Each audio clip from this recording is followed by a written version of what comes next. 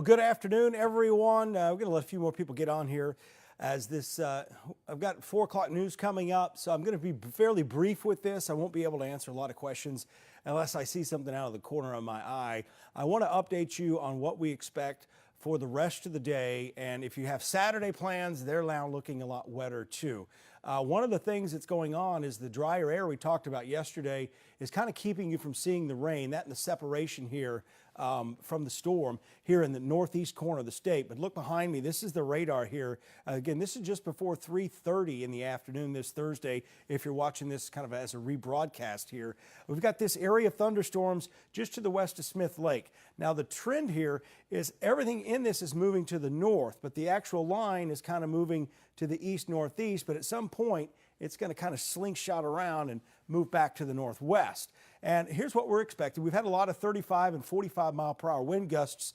Heavy rain is a high threat. The spin-up tornado threat may not start to develop until we get past sunset tonight, and I'll show you why in just a second. And then the flooding threat, it's elevated tonight, but it may really increase through the day tomorrow as we start to see these bands of heavier rain coming through. So I'm going to get to the data here, and I'm just going to kind of go through this and show you what we've got going on. This is the rest of today, and more importantly tonight, I think, and that's the big risk here. The Weather Service always stresses this. Flash flooding after dark is always the most dangerous because your headlights, that when they hit the water that's on the road or covering the road, it scatters it out and you can't quite see it. You can't see the road anymore, and it's always dangerous there. And floodwater is always dirty anyway, and you can't see through it. So be very careful if you're venturing out late this evening. That, and you don't know if the trees have fallen across the road either, because that may be more of a threat as the wind-driven rain starts to move in tonight. The flooding threat for tomorrow, if this is a slight risk, I wouldn't be surprised if they upgrade us to a moderate risk in some areas. It just depends on, how the overall setup is going with this. And this is Saturday. Yeah, looks pretty similar, doesn't it? More rain. So this storm system, Francine, is stalling out. It's a tropical depression, and it's just going to be a tropical low here before too long. But it just sits here. It's stuck, basically. High pressure north of us, and it's blocking it. So it's just going to have to pretty much fade away, and we hope it fades away soon. But we are thankful for the rain, right? Here's the updated timeline a little bit later in some of these areas, particularly Russellville, and even over here in northeast Alabama, Scottsboro, high top up into Fayetteville, Winchester, Tennessee. And the reason I have this drawn this way is because the showers and storms are coming in, but as I mentioned, they're kind of moving back to the west, to the northwest from the southeast. So 6 p.m. to 3 a.m., you're already seeing the impacts, though, in these areas of winds. We've got numerous reports of power lines, trees down, tree limbs down, and I've seen a lot of trash cans flying around the yard and the neighborhoods as well.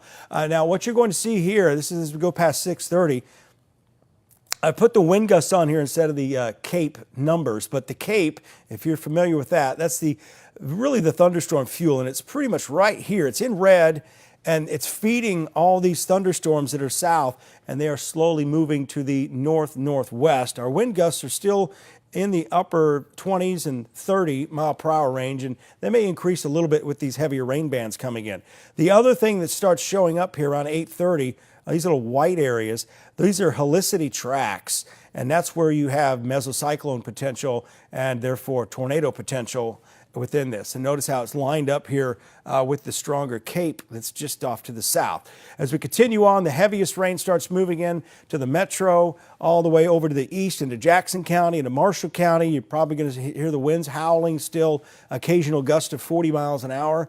And you see this tornado threat more likely a little farther south down here into Blount County, but getting close into Marshall County. So we will have to start watching those storms a lot closer if they can tap into this instability that's just off to the south. But you can really see the setup here as we get to 4 o'clock in the morning. We have these thunderstorms that are basically stalling out here, and they're feeding right off of this tropical air, and they're moving straight north. So with that, the flash flood threat increases, especially tomorrow morning. But also on the other side, we've got another band developing, and then you're going to see that kind of explode here as we go through the model guidance right about here. Notice how it's lined up. It's right in the axis of this greatest instability. Our wind gusts are going to start dropping as we go through the day. The overall winds we've been dealing with today will start to drop off. But inside these individual thunderstorms, this is 9:30 Friday morning, inside those individual storms, they're still capable of severe wind gusts, which could reach 50 to 60 miles per hour. Notice the kind of the blow up here southeast of Coleman and Hanceville. That will be tracking northeast. Other areas between, say, Trinity, Hartselle, and Moulton tracking northeast. So another very windy day around these convective thunderstorms. And then notice as we go through the rest of the day, there's just kind of scattered thunderstorms out there. I think, notice the winds, they're down to about 8 miles an hour. So we're finally going to break the wind down as we get into the evening hours. But notice the tremendous amount of rain that we still have. So as we get later into Friday, this becomes more of a flooding threat out there.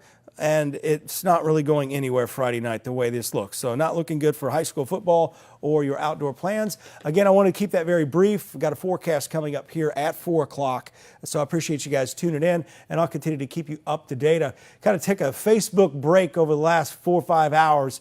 And I know some of you should probably take one too, because it just gets overwhelming with the number of graphics you look at, because I look at them myself. So just take some time and don't check every single model run, because that may drive you a little crazy. I'm talking to you meteorologists out there too, because again, that does happen. You just kind of get overwhelmed. This has pretty much become a 2, maybe 3 day event here with the heavy rain. And we're not looking at an outbreak of severe weather, not widespread tree damage. It's fairly isolated, but we just want to make sure you're aware of that, especially when it comes to the possibility that you may see tornado warnings late this evening, overnight, and then again tomorrow. So again, it's not a high-end tornado threat, but hey, tornado with 80, maybe 90 mile per hour will do damage, especially in the fairly dense populated area that we have here in the Tennessee Valley. So again, I'll have that update on TV coming up at 4 o'clock. It is a 48 first alert weather day through tomorrow, and Saturday again doesn't look much better, but Saturday the severe threat goes down and it primarily becomes heavy rain and flooding. Those threats there. I'll see you guys later. I'll have another Facebook Live coming up later this evening, and we'll probably have extended Facebook Live as these storms start moving in from the south.